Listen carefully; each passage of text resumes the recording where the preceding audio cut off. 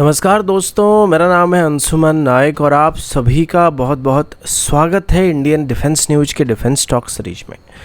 जहां पर हम रोज़ नए नए डिफेंस अपडेट्स के बारे में बात करते हैं। तो चलिए देर न करते हुए आज की वीडियो शुरू करते हैं।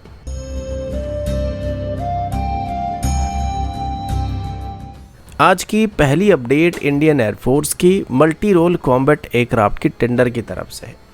ये इंडियन एयरफोर्स का सबसे बड़ा फाइटर जेट प्रोक्योरमेंट प्रोग्राम होने वाला है और इसमें हम करीब 114 नए फाइटर जेट्स को खरीदने वाले हैं।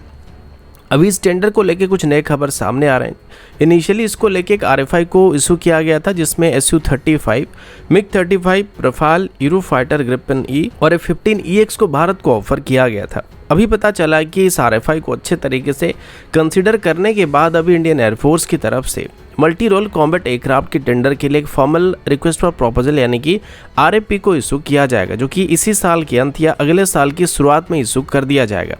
इस बीच ये बताया जा रहा है कि मल्टी रोल कॉम्बैट एयरक्राफ्ट की टेंडर में से अभी इंडियन एयरफोर्स की तरफ से इनिशियल प्रोक्योरमेंट स्टेज में ही रशियन ओरिजिन एयरक्राफ्ट को बाहर करने का फैसला किया जा रहा है, यानी कि अभी इस टेंडर से रशियन Su-35 और MiG-35 जैसे एयरक्राफ्ट को बाहर करने का फैसला किया जा रहा है। अब इसके पीछे कई कारण हो सकते हैं। सबसे पहले तो रशिया के ऊपर जो सैंक्शन लगाया गया उसकी वजह से रशिया के साथ कोई डिफेंस डील को कर पाना, यानी कि इतनी बड़ी डिफेंस डील को कर पाना बहुत मुश्किल होगा, वो एक कारण हो सकता है। इसके अलावा Su-35 हमारी Su-30 MKI जैसे एयरक्राफ्ट की स्टैंडर्ड का एयरक्राफ्ट है, तो अभी इंडियन एयरफोर्स सेम स्टैंडर्ड की और एयरक्राफ्ट को अपने सर्विस में शामिल करना नहीं चाहता, क्योंकि अभी हमारे पास एक अच्छी खासी स्ट्रेंथ में Su-30 मौजूद है। बाकी MiG-35 की बात करें तो पिछली बार भी MiG-35 इंडियन एयरफोर्स की टेक्निकल ट्रायल्स को पूरा नहीं कर पाया था और इस बीच इसमें कोई भी एडिशनल चेंज वगैरह नहीं किया गया, तो MiG-35 को दोबारा इवैल्यूएट करने का कोई फायदा नहीं होने वाला है। इसके बाद इंडियन एयरफोर्स की तरफ से द प्रिंट को ये बताया जा रहा है कि अभी मल्टी रोल कॉम्बैट एयरक्राफ्ट की टेंडर में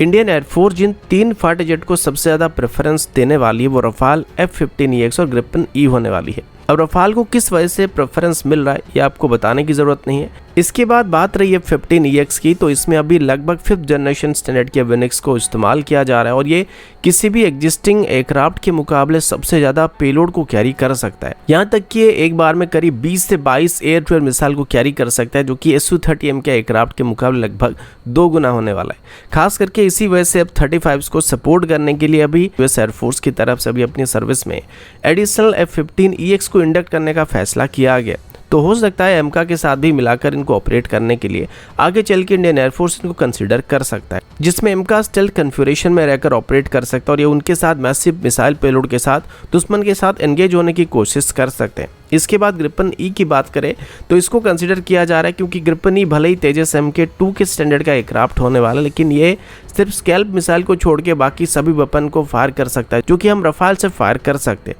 और खास करके मिट्योर मिसाइल को भी ये फायर कर सकता है। तो इसको कहीं ना कहीं रफाल के एक चीपर अल्टरनेटिव के तौर पर कंसीडर किया जा सकता है। तो इसी वजह से इन 3 फाइटर जेट को भी शॉर्टलिस्ट किया जा रहा है, जो कि आगे चल के इवोल्यूशन में सबसे पहले प्रेफरेंस होने वाले हैं।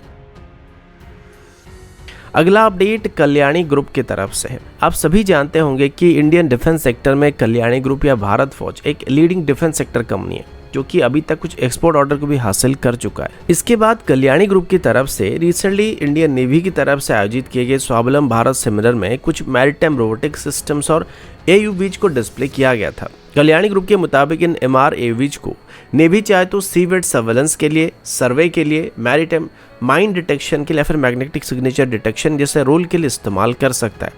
इन MR AUVs की बात करें तो ये एक ऑटोनोमस सिस्टम है, जिनकी लेंथ करीब 2200 mm, डायमीटर करीब 150 mm और वेट करीब 35 kg तक होने वाली, और ये लगातार 7 घंटे तक ऑपरेट कर सकते हैं। इनकी नॉर्मल क्रूजिंग स्पीड लगभग 3 नॉट तक होने वाली और ये मैक्सिमम 300 मीटर की गहराई तक जा सकते हैं। इसके अलावा ये मैक्सिमम 8 नॉट की रफ्तार को भी हासिल कर सकते हैं और 0 से +55 डिग्री तक के टेम्परेचर में ऑपरेट कर सकते हैं। इसमें खास करके शिप्स की मैग्नेटिक सिग्नेचर्स को डिटेक्ट करने के लिए सेंसर्स को इंटीग्रेट किया गया है, जो कि हमारी शिप्स को माइंस के अगेंस्ट में सुरक्षित रखने में काम कर सकता है। इसके अलावा कल्याणी ग्रुप की तरफ से एक एक्सपेंडेबल अंडर वाटर टारगेट, जिसे नॉर्मली हम टॉर्पेडो फायरिंग करने के लिए इस्तेमाल कर सकते हैं, यानी कि टारगेट के तौर पर इस्तेमाल कर सकते हैं, उसको भी डिस्प्ले किया गया था।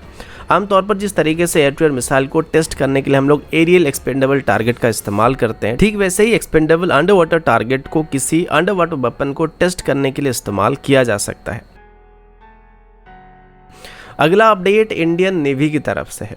अब आप सभी को पता होगा कि अभी इंडियन नेवी के लिए एक नई ट्विन इंजन डिग बेस्ड फाइटर को डेवलप किया जा रहा है, जो कि आगे चल के हमारी नेवी की main career based fighter jet होने वाला है। अभी तेजस की नेवल वेरिएंट को अच्छे तरीके से इवेल्युएट किया जा चुका है, जिसकी डाटा को बेस करके ट्विन इंजन डिग बेस्ड फाइटर को डेवलप करने की कोशिश किया जा रहा है। अभी एडीए की तरफ से बात बताया जा रहा है कि ट्विन इंजन डिग बेस्ड फाइटर में अभी कुछ गेम चेंजिंग सिस्टम को इंट्रोड्यूस करने की कोशिश की गई है। इसमें ऑटो टेक ऑफ और ऑटो लैंडिंग जैसे सिस्टम्स को ऐड किया जाएगा। अब आमतौर पर किसी भी एयरक्राफ्ट को लैंड करना सबसे मुश्किल होता है और किसी एयरक्राफ्ट कैरियर में लैंड करना और भी मुश्किल होता है, क्योंकि एक तो एयरक्राफ्ट कैरियर में जो रनवे होता है वो बहुत ही ज़्यादा लिमिटेड होता है, यानी कि एक नॉर्मल एयरफील्ड के मुकाबले 10 गुना या उससे ज़्यादा कम होता है। साथ ही साथ एयरक्राफ्ट कैरियर भी अपनी स्पीड में मूव करता रहता है, जिस वजह से एयरक्राफ्ट कैरियर का लैंडिंग साइड भी धीरे धीरे मूव करता है। तो उस वजह से एयरक्राफ्ट कैरियर में लैंड करना बहुत ही मुश्किल माना जाता है। हालांकि हमारे पायलट्स बहुत ही ट्रेंड है, जो कि आराम से एयरक्राफ्ट को किसी भी एयरक्राफ्ट कैरियर में लैंड करा सकते हैं। पर अभी जैसे कि टेक्नोलॉजी धीरे धीरे एडवांस हो रहा है और ऑटोमेशन पर ज़्यादा फोकस किया जा रहा है, तो अभी एडीए की तरफ से